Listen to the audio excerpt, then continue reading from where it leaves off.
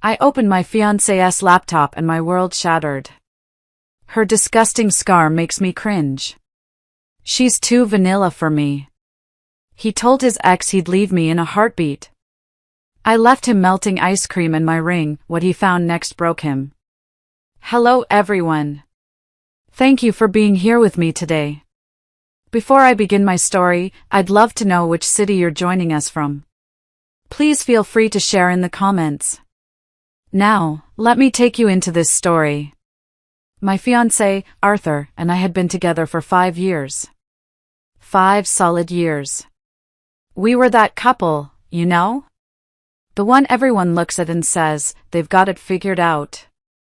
We met when I was 23, a little lost after college, and he was 22, just finishing up. He was funny, he was smart, and he had this way of looking at me that made me feel like I was the only person in the room. We built a life together from scratch. We got our first apartment, a tiny little box with questionable plumbing, and we made it a home. We adopted a rescue dog, a scruffy little terrier mix named Buster. We celebrated promotions and comforted each other through losses. When my grandmother passed away, he held me for hours, just letting me cry, never once making me feel like my grief was an inconvenience. He felt like my rock. We were as solid as I guess anyone thinks they are before something comes along and just blindsides them. I'm Valerie, by the way. I was 28 at the time this all happened, and he was 27. We were in the thick of it, the beautiful, chaotic, stressful mess of planning a wedding. I'd found the perfect dress, a simple A-line with a low-cut back that I felt amazing in. We'd spent a whole Saturday tasting cakes until we were sick of sugar, finally settling on lemon raspberry. The venue was booked, a lovely old barn out in the country. Deposits were paid, a fact that would come back to haunt me. My life was a whirlwind of checklists and color swatches, and I was blissfully, stupidly happy. All that was left were the little things, the endless, tiny details that feel like they'll swallow you whole. The biggest one on my plate that week was the invitations. They were sitting in a pristine, calligraphed stack on our dining room table, a testament to my mother's insistence on tradition. They were beautiful, creamy cardstock with elegant navy blue ink, just waiting for addresses and stamps. And that's where the problem started. A tiny, insignificant little problem that unraveled everything. I needed Arthur's contact list. His side of the family, his college friends, his work colleagues. I'd been asking him for it for over a week, and it had become a small, recurring joke between us. Honey, I need those addresses, I'd say in the morning as he was knotting his tie for work, Buster weaving around his legs. I know. I'll get them to you tonight, I promise, he'd reply, kissing my forehead before heading out the door. Big meeting today about the new project. But tonight would come, and he'd be drained from his demanding job. We'd eat dinner, maybe talk about our days, watch an episode of some show we were binging, and fall asleep. And the next morning, it would start all over again.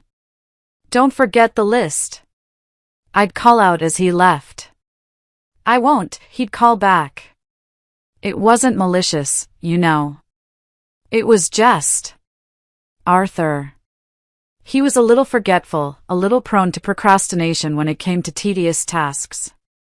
It was one of those small annoyances you accept in a person you love, like the way he left his socks on the floor or never screwed the cap back on the toothpaste. It wasn't a big deal. Until it was. That afternoon, a Tuesday, I was working from home. The stack of invitations seemed to be mocking me from the table, a silent monument to my stalled progress. I had a rare pocket of free time between conference calls, and I was determined to be productive. I texted him one last time, "Hey love, any chance you can email me that list now? I've got some downtime." An hour went by. No reply. The little bubble with 3 dots appeared and then vanished. He'd seen it. He was probably just swamped. I sighed, staring at the invitations. I could just wait. Or I could just get it myself. The thought felt a little invasive, a little sneaky. But it was for our wedding. He kept all his contacts saved in his email account, neatly organized into groups. He was always logged in on his laptop, which was sitting right there on the desk in our home office, the one we'd proudly assembled together from a flat-pack box. What was the harm? It was faster. It was efficient. It would be one less thing for him to worry about, right? I was helping. So, I stood up, stretched, and walked into the office. The room was flooded with the warm, hazy light of late afternoon. Our shared desk was a comfortable mess of my work papers, his design sketches, a half-empty coffee mug from that morning, and a framed photo of us from a trip to the mountains last fall. We were standing on a scenic overlook, bundled up in scarves, with red noses from the cold. He had his arm wrapped tightly around me, and we were both grinning at the camera like we didn't have a care in the world. We looked so happy. So solid. I sat down in his chair, the leather worn in all the right places, smelling faintly of his cologne. I moved his mouse, and the screen flickered to life. His email inbox was open. It was exactly as I'd expected. My plan was simple: click on contacts, find the group labeled wedding, copy the addresses into a spreadsheet, and be done with it in 10 minutes flat.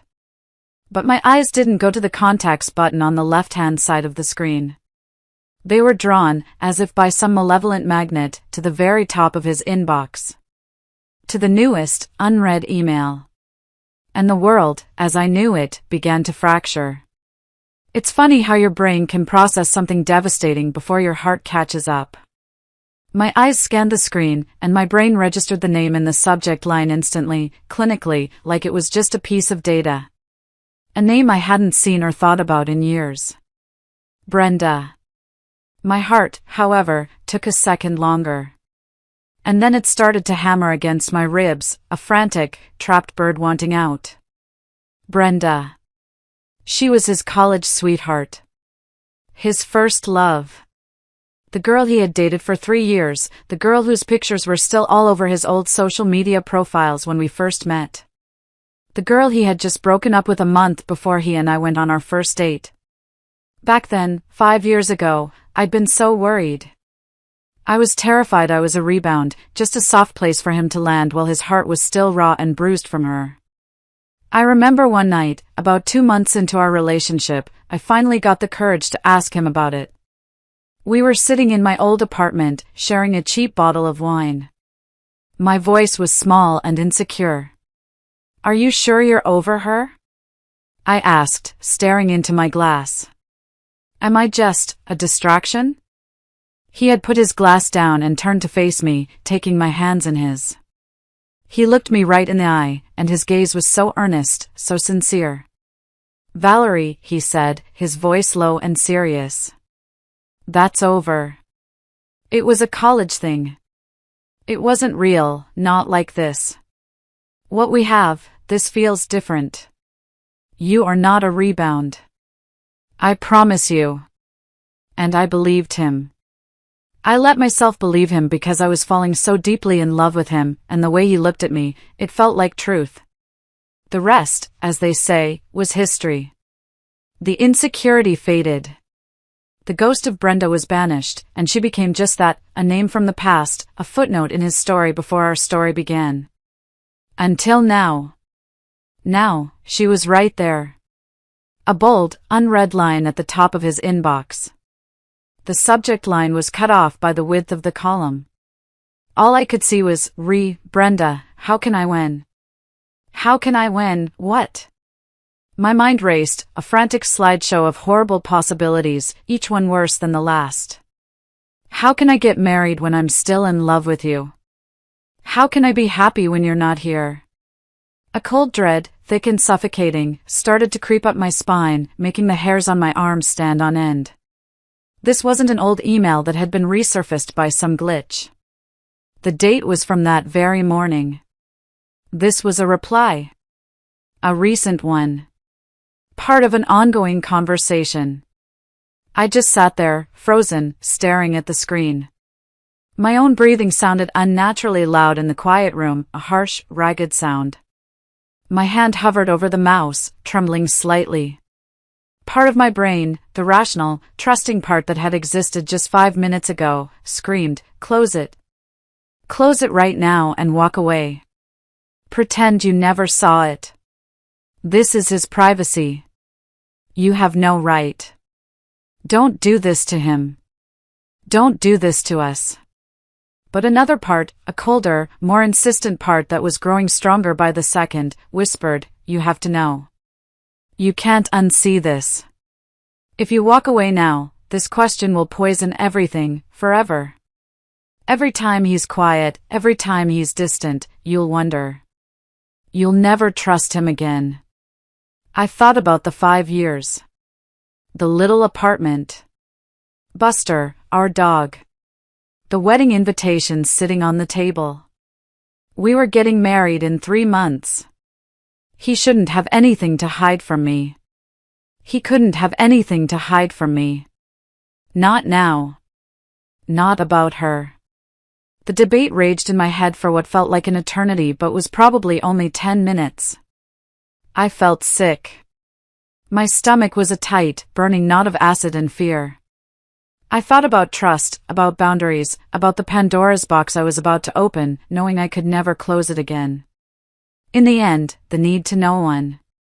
It always does, doesn't it? The human mind can't stand a vacuum.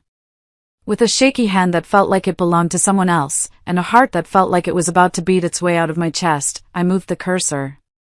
I heard the faint plastic click as I pressed the button. I opened the email. And I fell into the abyss.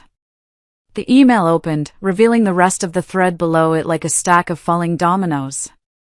My eyes immediately shot back to the subject line, the full, complete sentence no longer obstructed by the column width. The missing words filled themselves in, and they were a death sentence for the life I thought I had. Brenda, how can I get married when you still exist? The room tilted on its axis. I gripped the sides of the desk to steady myself, my knuckles turning white. The words swam in front of my eyes, blurry and unreal, as if written in a foreign language I couldn't comprehend. I had to read it again. And a third time. The meaning didn't change. It was a reply to a string of emails between the two of them, a conversation that, I could see from the dates scrolling down the page, had been going on for over a week. An entire week. A week ago, I was at my final dress fitting, my mother and my best friend Martin telling me how beautiful I looked. A week ago, Arthur and I had been to our friend's house for dinner, laughing and talking about our honeymoon plans. While I was living in our shared future, he was living in his secret past. My body went into a strange state of shock. I wasn't crying. I wasn't screaming. I was just numb. A weird, buzzing calm settled over me, the kind your body gives you when the pain is too great to process all at once. It was like I was watching a movie about someone else's life falling apart. The afternoon sun was still streaming through the window, dust motes dancing in the light. Buster was snoring softly in his bed down the hall. Everything was normal, except that my world had just ended. With a sense of morbid determination, I scrolled up, my movements stiff and robotic, to the beginning of the chain. I needed to see it all. I had to understand the scope of the wreckage. I couldn't stop now. I was a detective at the scene of my own murder, and I needed to find the weapon. It was all there, in black and white. A week-long conversation that undid 5 years of my life in a matter of minutes. The first email in the thread was from him, Arthur, to her. It was a confession. A torrent of feelings he had apparently been holding back for years, unleashed in a moment of pre-wedding panic. I started to read, and with every word, another piece of my reality crumbled away into dust. The email thread was a novel of my own destruction, and I forced myself to read every single word. I scrolled to the very beginning, to the message Arthur had sent that had started this all, just over a week ago. My hands were shaking so hard I had to anchor my wrists to the desk to keep the mouse steady. It began innocently enough, if you could call it that. Hey Brenda, long time no talk. How have you been? But it quickly spiraled. He wrote that he couldn't sleep. He said he was lying in bed next to me, staring at the ceiling, and all he could think about was her. Her. Brenda. He wrote, and these are his exact words, words that are now seared into my brain like a brand, I don't think I can marry her, B. I think about leaving her almost constantly. The wedding is getting so close and all I feel is this suffocating panic, like I'm making the biggest mistake of my life. The words punched the air out of my lungs. He was lying next to me. Next to me. In our bed. In our home. I remembered that night. It was a Wednesday. I had rolled over and asked him if he was okay. He seemed so distant, his profile a hard line in the moonlight from the window. He just kissed my forehead and mumbled something about being stressed from work. This promotion is a lot to handle, he'd said. The increased salary is great, but it comes with so much pressure. A lie. A simple, plausible, easy lie that I had accepted without question because I loved him and trusted him. I had rubbed his back and told him it would all be okay. Meanwhile, he was mentally composing this email to another woman. I kept reading, a sick feeling churning in my stomach. It got worse. So much worse. He told her that he still loved her. That he had always loved her. That breaking up with her was the biggest regret of his life. He called her his one true love, his soulmate. He said he compared every woman he'd ever met to her, and they all fell short. Including me. Especially me. And then came the line that truly shattered me. The one that explained everything. The one that reduced my entire existence in his life to a matter of convenience. A footnote in his great love story with her. He wrote, if you still lived in this state, I would have left her years ago. I swear to you. I'd be on your doorstep right now, begging you to take me back. The only reason I haven't is because of the distance. It just felt impossible. I wasn't a choice. I wasn't even a second choice. I was a placeholder. A warm body to fill the space because the woman he really wanted lived 3 time zones away. 5 years of my life, the home we shared, the dog we raised, the future I thought we were building, it was all just a product of geography. If she'd lived a few hundred miles closer, I would have been gone years ago. The thought was so brutal, so clinical, it made me feel like I wasn't even a person. I was a logistical problem he hadn't solved yet. I felt a wave of nausea so strong I had to push the chair back from the desk and stumble to the bathroom. I leaned over the sink, splashing cold water on my face, my reflection a pale, horrified stranger. I stared into my own eyes, trying to see what he saw. What was so lacking? What was so wrong with me that I was nothing more than a geographical convenience? I saw nothing but a woman who had loved him completely. After a moment, I straightened up, wiping my face with a hand towel.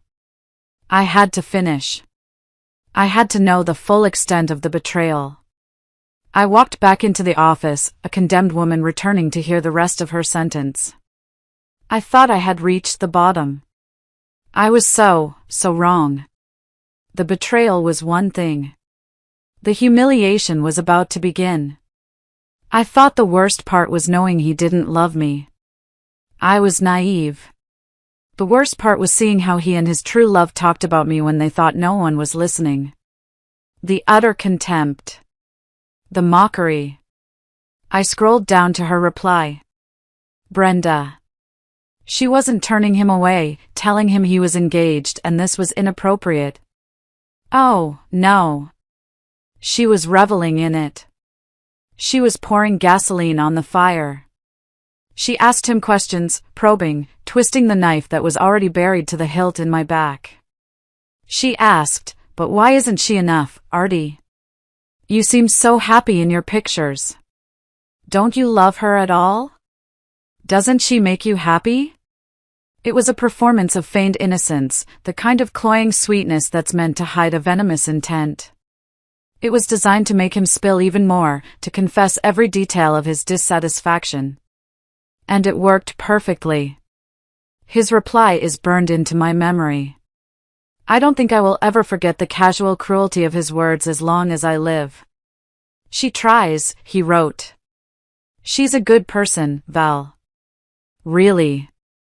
She's just not good, you know? Way too vanilla. Vanilla. The word hung there on the screen, pulsing with a quiet malevolence. He had reduced me, my love, my personality, my very being, to the most boring, plain, uninspired flavor imaginable. I thought of all the times I had tried to be adventurous for him. The trip to Costa Rica where I'd overcome my fear of heights to go zip-lining with him. The spicy vindaloo I learned to cook because it was his favorite. The time I bought tickets to a weird experimental play because I thought he'd find it interesting. All of it, erased. I was just vanilla. The woman who had supported him through grad school when he was broke, who had typed up his thesis for him, who had held his hand when his father passed away from a sudden heart attack, who knew all his stupid jokes and loved him anyway. I was vanilla. And then it got graphic. He went on to tell her, in vivid, pornographic detail, about his fantasies. I love her, he wrote, a statement that now felt like the cruelest insult of all, but the only way I can get off is when I think about FINGU. About that little noise you used to make in the back of your throat. About how hot you'd get. I'm aroused just thinking about it now. I felt a hot flush of shame and disgust crawl up my neck. They were discussing me, my body, my intimacy, like I was a faulty appliance. A piece of furniture that wasn't quite right. And she loved it. Brenda's response to his graphic fantasy wasn't shock or disgust. It wasn't a sense of loyalty to another woman. It was pure, unadulterated amusement. She replied with a string of LOLs that seemed to stretch for miles down the screen. And then she wrote, "Oh, Artie, you're terrible. I feel so sorry for the poor girl. She has no idea, does she? Poor girl." The condescension dripped from the words like poison. They weren't just reconnecting. They were bonding over my inadequacy. They were building a new, illicit thrill on the ashes of my dignity. I was the butt of their inside joke. My heartbreak was their entertainment. The buzzing in my ears grew louder.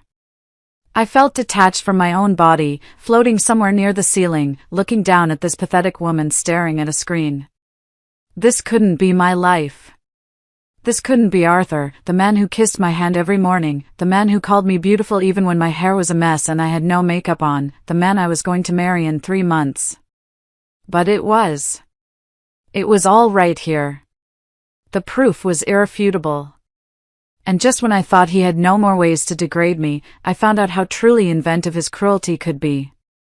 The rage started to burn through the shock. It was a clean, hot anger that sharpened my focus and cleared the fog from my brain. The word vanilla kept echoing in my head. It wasn't just an insult, I was about to find out it was a calculated, malicious lie designed to make me look bad. I kept reading, my eyes scanning the text with a new, furious clarity. He was still trying to impress Brenda, to paint me as this boring, unadventurous woman who couldn't possibly satisfy a man of his appetites. He wrote, "I miss the things we used to do, B. The experimentation. She's so vanilla, she would never even consider, you know. The back door. She's not into that stuff at all."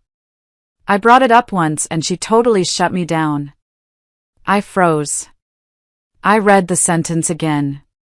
And again. And a laugh, a bitter, broken, incredulous sound, escaped my lips. It was the first sound I'd made in over an hour. It sounded alien in the quiet room. You want to know the truth? The absolute, 100%, cross my heart and hope to die truth? I was the one who was into that. I enjoyed it. And about a year ago, feeling comfortable and adventurous and deeply in love in our 5-year relationship, I had tried to initiate it with him. I remember the night perfectly. It was a Saturday. We had gone out for dinner and had a couple of glasses of wine.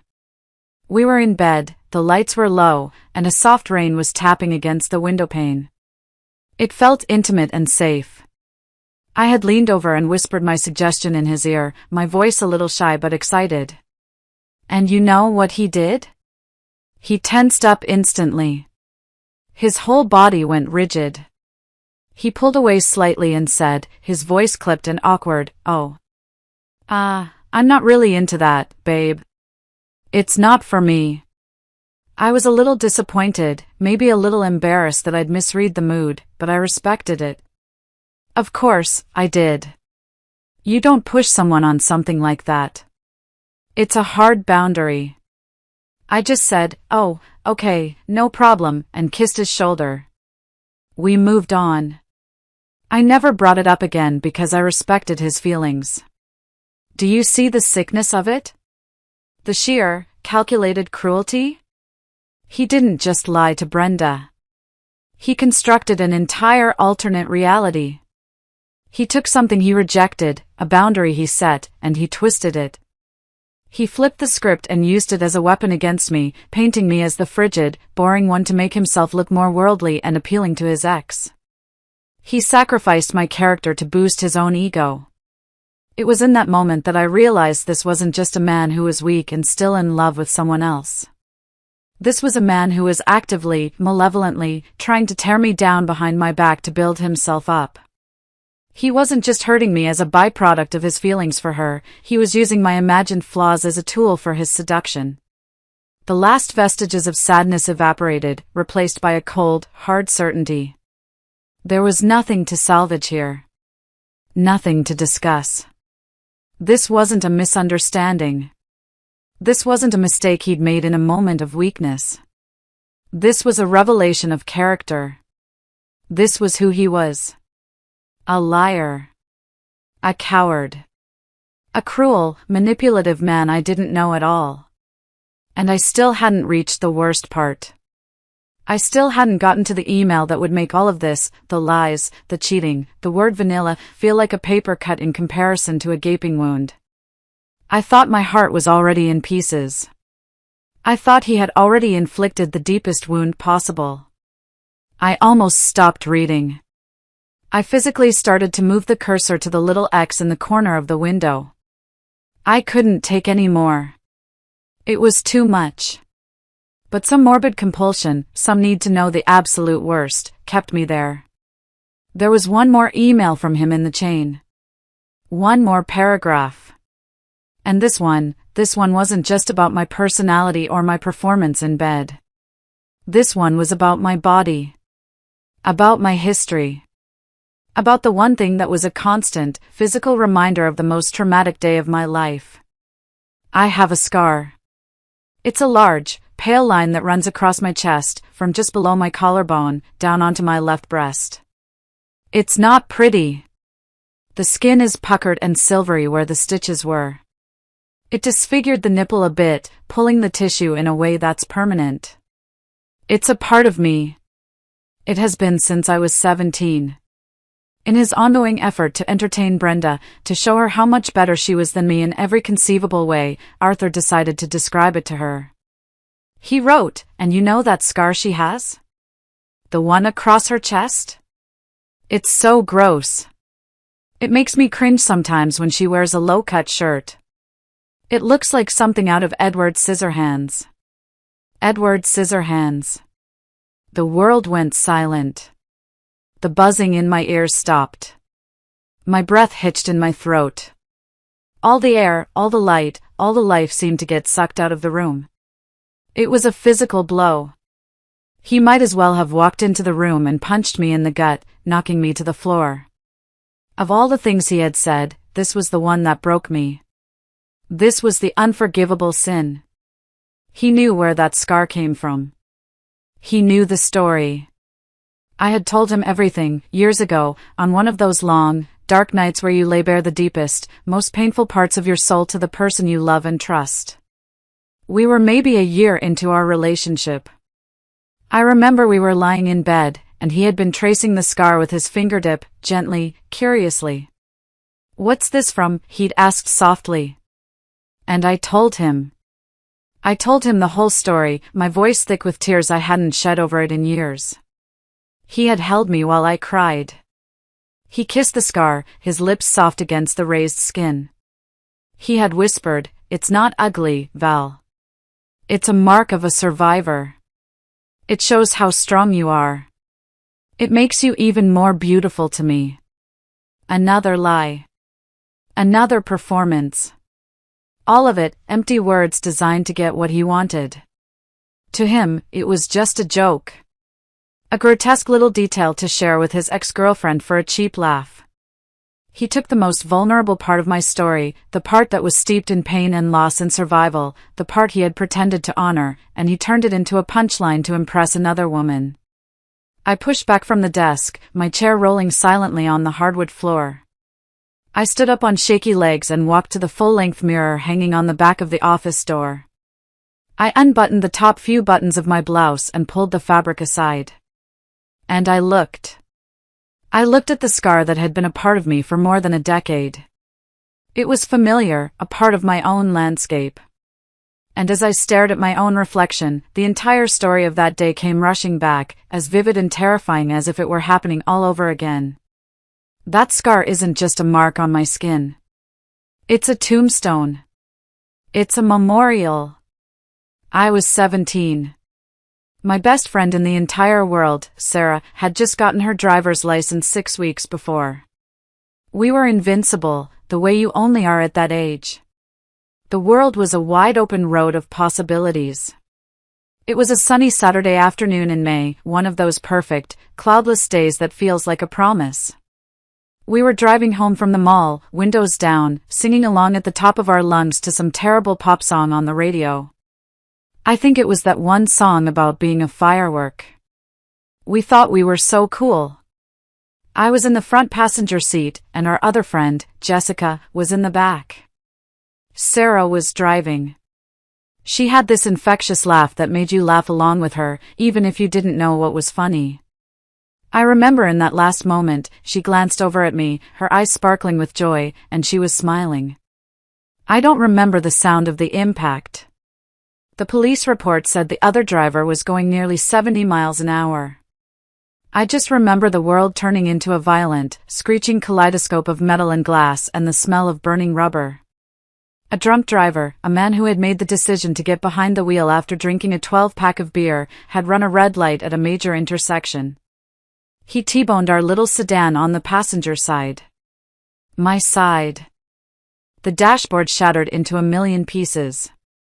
A large, jagged piece of plastic and metal broke off and flew directly into my chest. The pain was immediate and blinding. It felt like my whole body was on fire.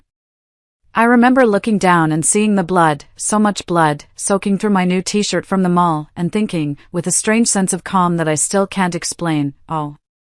So this is how I die. I woke up in the ICU. I was lucky, they said. The shrapnel missed my heart by less than an inch. It collapsed my lung and broke 3 of my ribs, but it didn't kill me. I did, however, suffer from something called a cardiac contusion. A bruised heart. The doctors told my parents it was one of the most painful non-lethal injuries a person can sustain. They were right. For weeks, every single heartbeat was an agony that radiated through my entire body. I had to learn to breathe again, shallow little sips of air that hurt so much. But the real pain, the one that never fully healed, wasn't physical. It wasn't until 2 days later that my parents told me about Sarah. She was sitting behind me. She wasn't wearing her seatbelt properly, she had the shoulder strap tucked under her arm. On impact, she was thrown from the car. She died instantly. Jessica, in the back seat, had a broken arm and a concussion. I had a hole in my chest. Sarah was gone. My scar is a constant reminder that I survived something that took my best friend from me. I spent months in therapy, dealing with the grief and the survivor's guilt. It was a long, hard road. But I came to see my scar not as something ugly, but as something powerful. It was a badge of honor. A testament to the fact that I was still here, that I had a responsibility to live a life, a full and happy life, that she couldn't. My slightly disfigured nipple? I couldn't have cared less. My attitude was always, if some guy has a problem with it, then to hell with him. He's not the man for me. It was my litmus test for decency. And Arthur knew all of this. He knew about Sarah. He knew her name. He knew about the drunk driver, the bruised heart, the weeks in the hospital, the funeral I was too injured to attend. He had held me when I cried on the anniversary of her death every single year for 5 years. He knew exactly what that piece of skin represented. And he still took that trauma, that sacred, painful memory, and he twisted it into a cheap joke for his ex Edward Scissorhands. Staring at my reflection in the mirror, at the pale, silvery line that traced the path of my survival and my grief, something inside me shifted. The pain was still there, a massive, gaping wound where my heart used to be. But underneath it, something else was forming. Something hard and cold and clear. Steel. The tears finally came, but they weren't the weak, heartbroken sobs of a victim. They were hot, angry tears that streamed down my face, born of pure, undiluted rage. I wasn't just sad anymore. I was done. Completely and utterly done. All the questions, all the potential for discussion or confrontation, vanished into thin air. What was there to say? Hey, Arthur, can you explain why you find the physical manifestation of my deepest trauma and the death of my best friend to be gross? There was no explanation. There was no excuse. There was only the ugly, undeniable truth of who he was.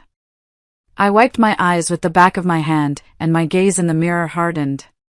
The woman looking back at me was not the same one who had sat down at that desk an hour ago. That woman was gone. She had died in a fire of betrayal. The woman left standing was someone else. Someone colder. Someone stronger. The shock was gone. The numbness was gone. All that was left was a cold, quiet resolve that settled deep in my bones. He wasn't going to get the satisfaction of watching me fall apart. He wasn't going to see these tears. He wasn't going to get a dramatic, screaming fight where he could try to twist things around, play the victim, and talk about his own confusion and pain. No. He deserved nothing. He deserved silence. Despite what he said about me, I'm pretty great. And I know this. I survived that car accident. I survived a literally bruised heart. I would survive him. I walked out of the office, leaving his laptop open, the emails displayed like a crime scene for anyone to see. But no one would. I closed the door behind me, a symbolic finality to it all that felt deeply satisfying. I walked into our bedroom, my bedroom, now, and I pulled my largest suitcase out from under the bed. My mind was a razor. I wasn't going to pack everything. Not yet. I just needed enough for a few nights. I started moving methodically, pulling clothes from the closet, toiletries from the bathroom. My movements were calm, deliberate, almost robotic. With every shirt I folded, with every item I placed in the bag, I felt a little bit stronger, a little more in control. This was action. This was me taking my life back.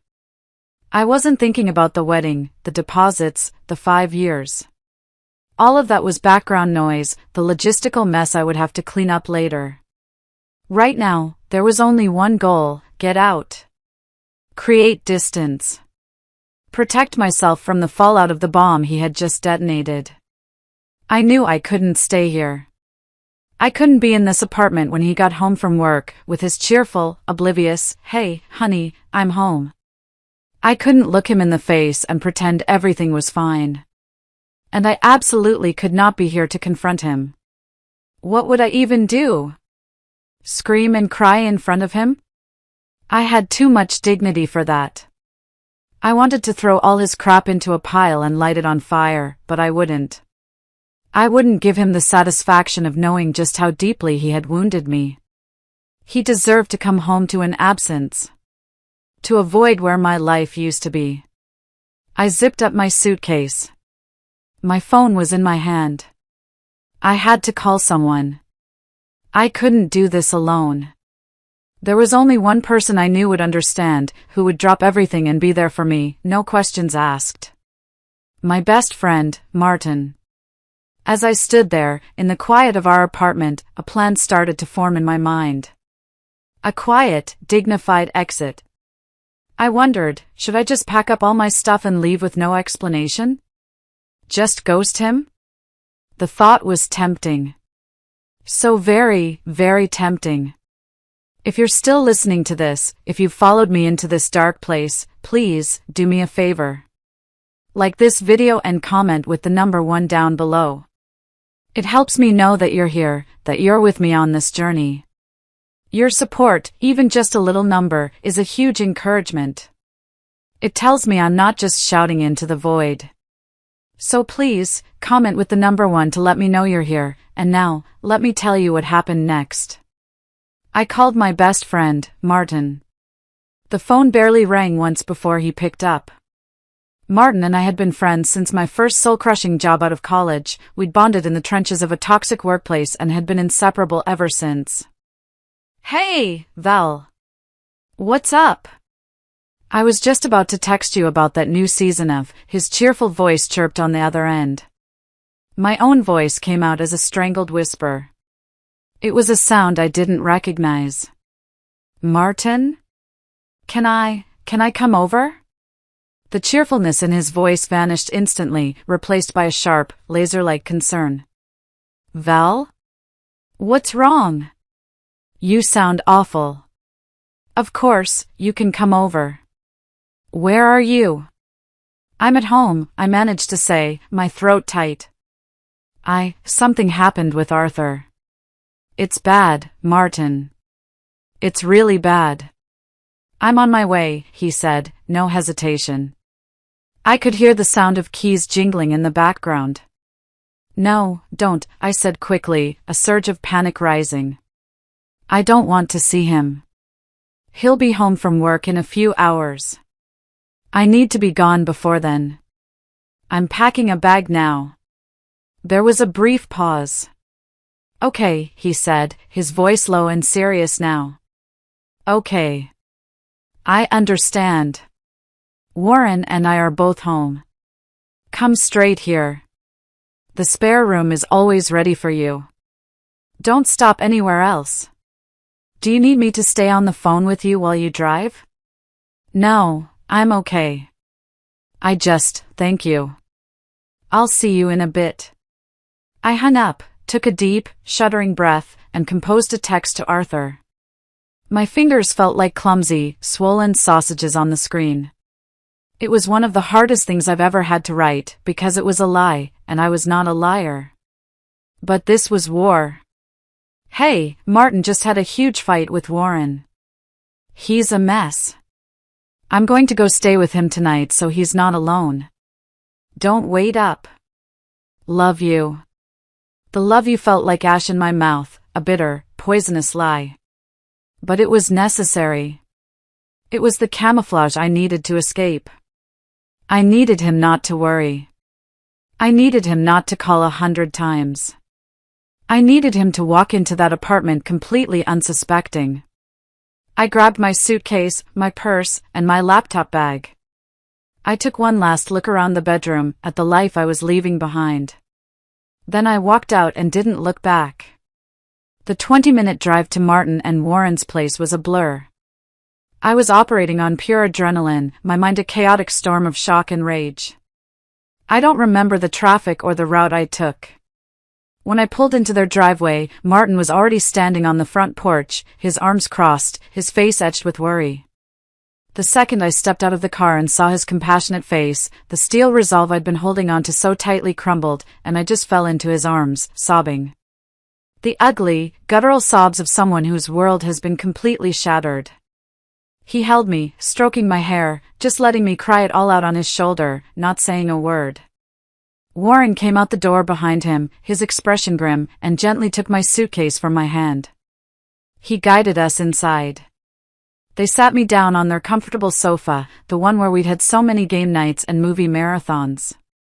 Warren wrapped a soft chenille blanket around me, and Martin pressed a large glass of red wine into my hand. Just breathe, Val, Martin said softly, sitting beside me. Whatever it is, we're here. We've got you. Through choked sobs and gulps of wine, I told them. I told them everything. About the contact list, Brenda, the emails. When I got to the part about him calling me vanilla, Warren let out a string of curses that would make a sailor blush. But when I told them what he'd said about my scar, the room went dead silent. I looked up and saw the look on Martin's face. It wasn't pity.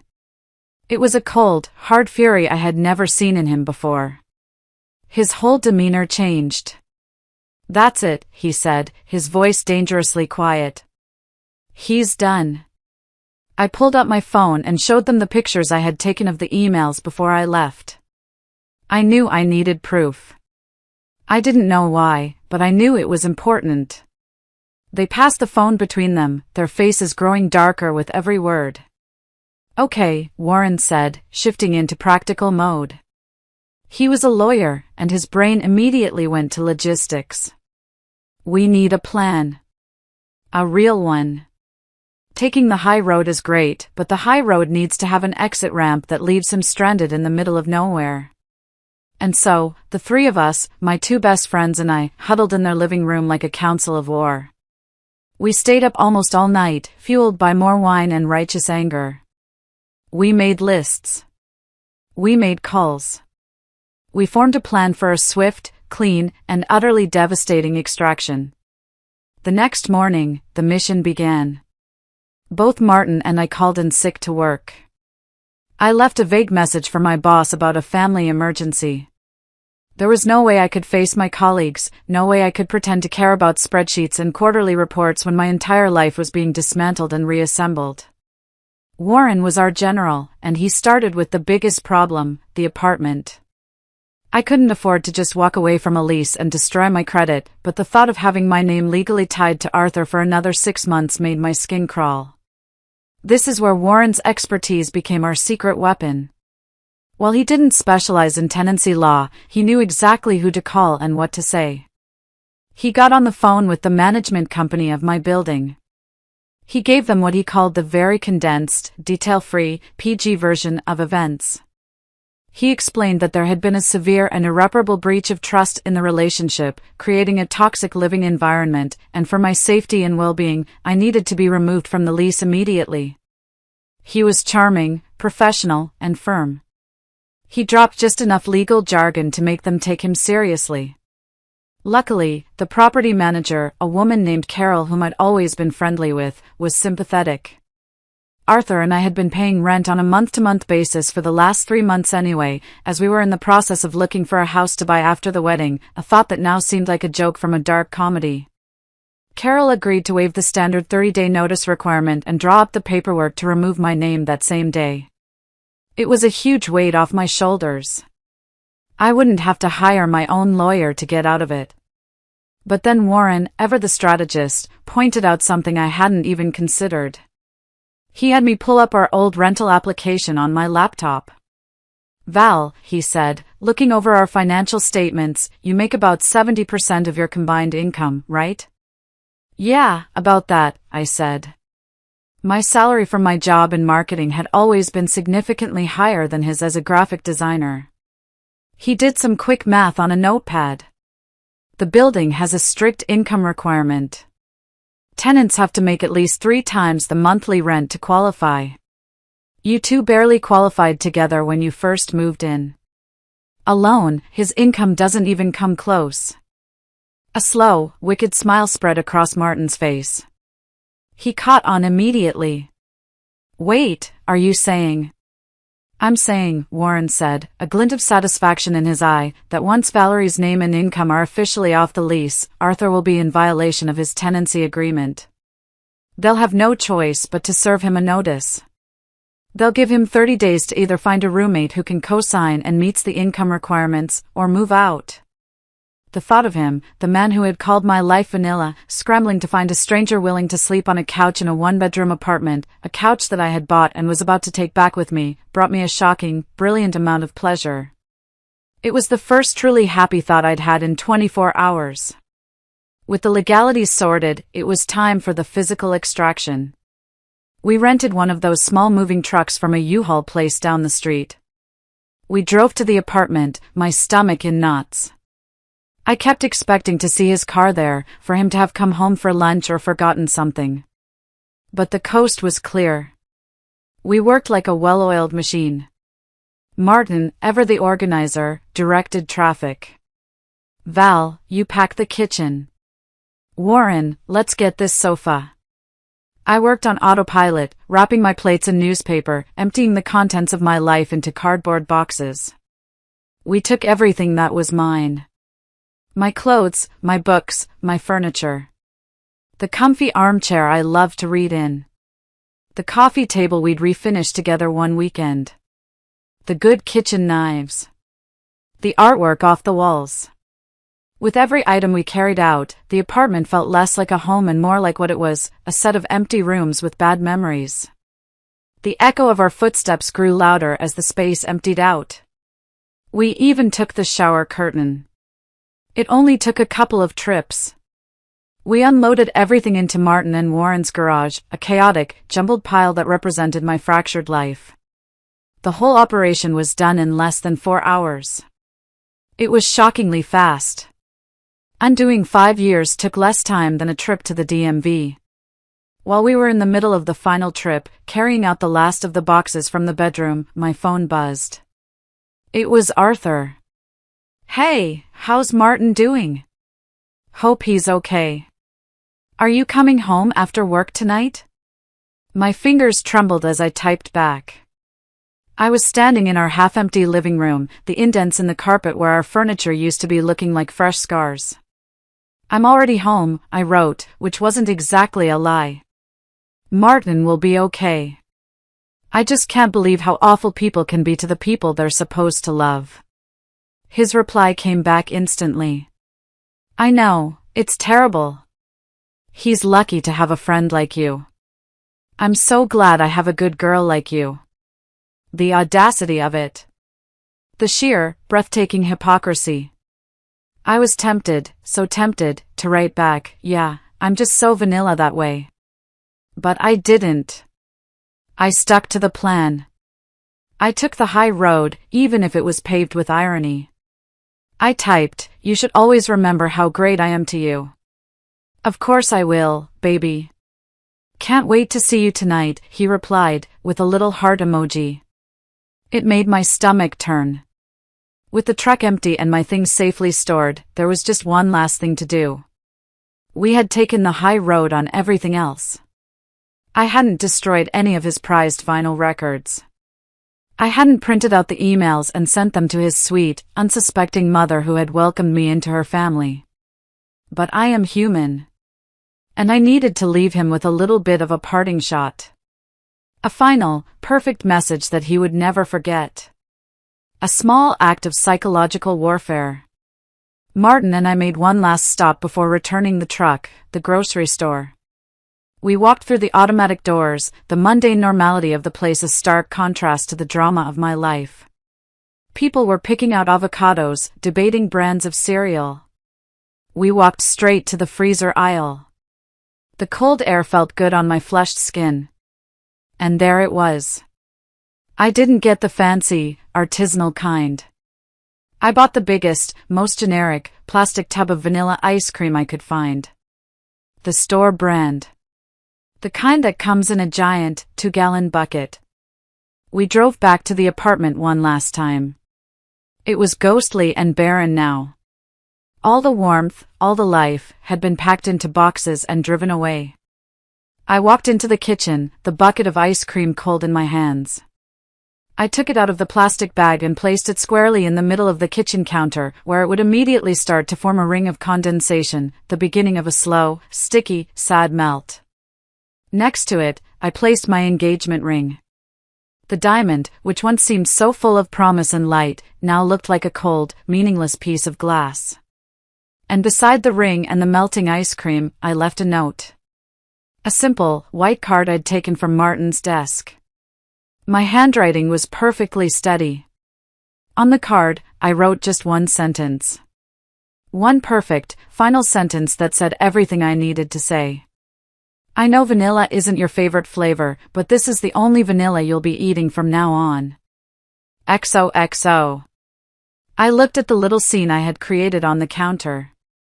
The melting ice cream, a symbol of the boring life he had secretly accused me of, now the only thing left of me in his home. The ring, a symbol of the future he had so casually thrown away. And the note, a final twist of the knife. It was perfect. It was petty and dignified all at the same time. I took a deep breath, the first one that didn't feel like it was laced with glass, and walked out of that apartment for the very last time, closing the door softly behind me. I didn't slam it. I didn't need to. The quiet click of the latch was the only sound. Back at Martin and Warren's, I finally felt like I could breathe. I was out. I was safe. I was a refugee in my best friend's spare room, surrounded by the wreckage of my life packed into cardboard boxes, but I was free. Now came the messy aftermath. The life admin of a breakup. Over the next few days, I had to start the process of canceling a wedding. Calling the caterers, the florist, the photographer. Each call was a fresh wave of humiliation, trying to explain without explaining. Due to unforeseen circumstances, became my mantra. The thought of losing all those deposits made me sick, but it was just money. My sanity, my self-respect, was more important. Then there was the honeymoon. A 2-week trip to Italy, all booked and paid for.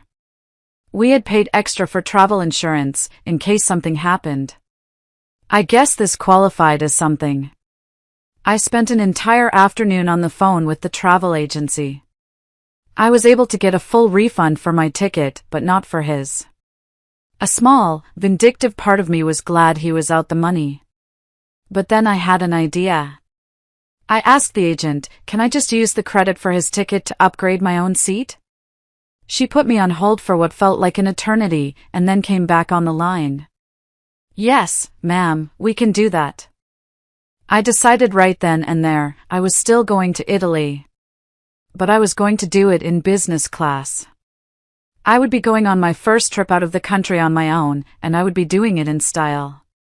It was one bright, shining thing to look forward to in the middle of all this wreckage. I would drink wine in Tuscany and eat pasta in Rome, and I would toast to my own survival. And the dress. My beautiful, low-cut wedding dress, the one I had chosen specifically because it showed off my scar, not hid it. The thought of him seeing me walk down the aisle in it, while secretly thinking I looked like a monster from a Tim Burton movie, made me want to be sick. Martin suggested I donate it. Warren suggested I sell it. But my first instinct was to burn it. The idea was incredibly appealing. After holding back so much, after being so controlled and methodical, the thought of doing something purely, wildly destructive was a relief. I had this vivid fantasy. I would take it out to a field at dusk, douse it in lighter fluid, and just watch the white satin turn to black ash. I could scream and cry and throw rocks at it. And then, as I joked to Martin, I could cook a s'more over the embers. Because I love s'mores, so why not? I deleted Arthur from all my social media. I blocked his email address. I didn't block his number from my phone yet. I know. It was weak. But a morbid part of me was deeply, intensely curious to see his reaction when he finally walked into that empty apartment and saw my little present on the counter. I promised my friends, and I promised myself, that I would not respond. Not a single text. Not a single call. But I had to see it. I had to watch him realize what he had lost. The first text came at 6:15 p.m., right on schedule. Hey, just got home. It's empty. Where is everything? Where are you? I was sitting on Martin's couch, a bowl of takeout curry untouched in my lap. He and Warren were sitting on either side of me, a silent, supportive guard. We all stared at the phone screen as it lit up. Then another text, 30 seconds later. Valerie, this isn't funny. Call me. I'm starting to get worried. And another. What the hell is going on? Did we get robbed? I'm calling the police. The three of us exchanged a look. He's playing dumb, Warren said, his voice dripping with disgust. Classic gaslighter. He's creating a narrative where he's the concerned, confused victim. Of course, he was. He knew exactly what he'd done. I kept my promise. My thumbs were itching to type back a torrent of abuse, but I stayed strong. I didn't respond. The texts kept coming, a frantic barrage of feigned confusion and worry. Then, he must have seen the counter. What is this? Why is your ring on the counter? What's with the ice cream? It's melting everywhere. The silence from my end clearly started to get to him. The tone of the texts began to shift, like a cornered animal starting to snarl. The confusion curdled into accusation. One particularly infuriating text read, "I can't think of anything I've done to deserve this. Whatever you think I've done, it isn't true. I'm sure you just misunderstood. I can explain. I mean, damn, you didn't have to be so dramatic and just leave me like this." He was already rewriting history. Already painting me as the hysterical, irrational woman who misunderstood. He couldn't even admit it. He was such a coward. Then he called me dramatic. The nerve. The texts progressed from there, a rapid descent into madness. Each one was probably sent about 2 minutes apart, sometimes less. It was a fire hose of crazy. We watched, mesmerized, as the man I thought I knew disintegrated before our very eyes. Here they are, word for word. I'll call myself V because he used my name a lot, and I can't stand to type it in his words. Baby, you know how much I love you. I'm at a loss right now. I don't understand why you won't answer me. I just tried calling, V. Please pick up. We are getting married. I thought you cared about me. I guess I was wrong. I guess you are cold-hearted. V. Baby, are you okay? At least answer me so I know you're okay and not hurt or something. Seriously. V. Seriously, you're a B. I didn't mean that. I'm just getting really worried and upset. He took about a 20-minute break after that one. Martin, Warren, and I just sat in silence, staring at the phone. He's waiting, Martin whispered. Hoping that last little jab will get a response. It didn't. And when he realized I wasn't going to take the bait, the monster truly came out of its cage. You know what, I did mean that. You're an FING before doing this. If you were unhappy, you should have told me. I can't believe you would do this to me. I love you. The whiplash was insane. And then, the final, ugliest text of all.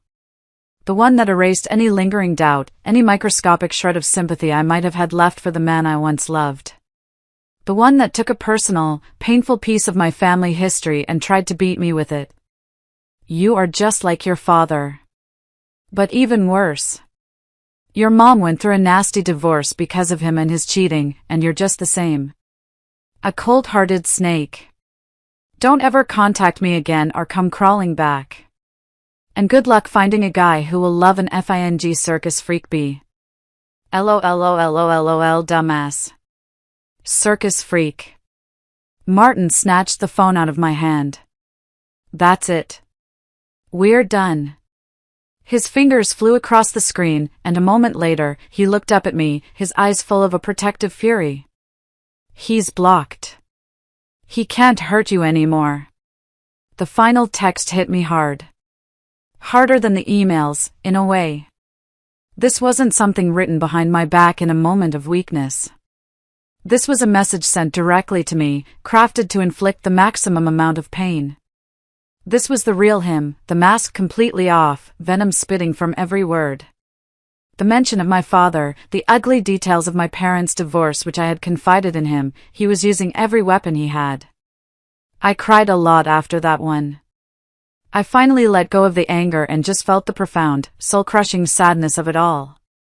Martin and Warren just held me, one on each side, a human shield against the world, letting me shake and sob until I was exhausted. It was the shock of it all.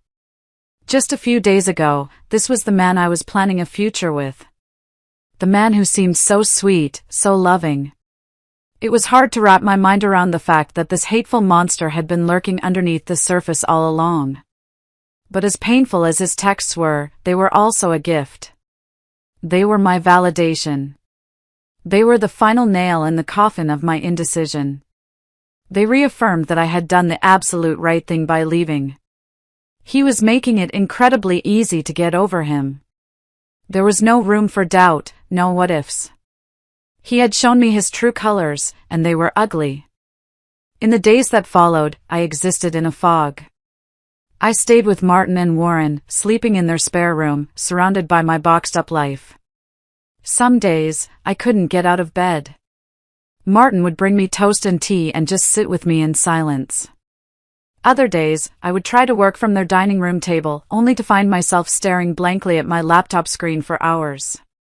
The waves of grief and anger were unpredictable and overwhelming. As I started to tell my family and other close friends what had happened, one question kept coming up over and over. Were there any signs? Any red flags we all missed? And the honest, terrifying answer is, no. I've racked my brain. I've gone over our entire 5-year relationship with a fine-tooth comb, looking for a clue, a hint of the monster underneath. And there's nothing. He was attentive and loving. He never once, to my face, made fun of my appearance or my scar. On the contrary, he praised it. He seemed to appreciate my ambition and my independence. I never felt controlled or criticized for being a financially stable, educated woman. He was a master of the facade. He was the perfect, supportive partner. Until he wasn't. It reminds me of something a therapist told me years ago. I had started seeing her after my parents' brutal divorce and the accident. I was talking to her about my father, about how he had been this pillar of our family and then one day just left. I hadn't seen it coming. And she said to me, Valerie, people can make you see whatever they want you to see. They can wear a mask for years, sometimes their whole lives. But it's exhausting to keep it on forever. Things almost always come to a head eventually.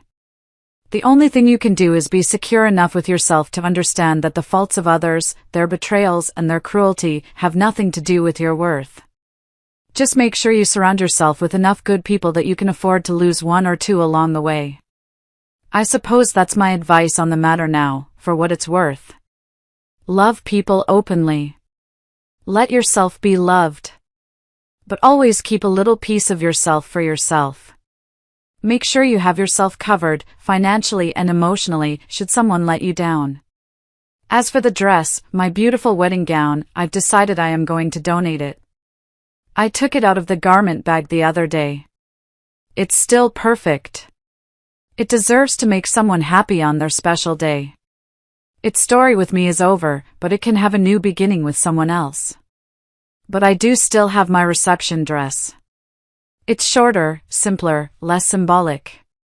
And I still have a book of matches. After all this, I think I've earned the right to burn something. Thank you all for listening to my story. It's been therapeutic, to say the least, to get it all out and share it with you. If you've been through something similar, or if this resonated with you at all, please let me know in the comments. It's a comfort to know you're not alone in these things. I'll see you all next time. Take care of yourselves, and take care of each other.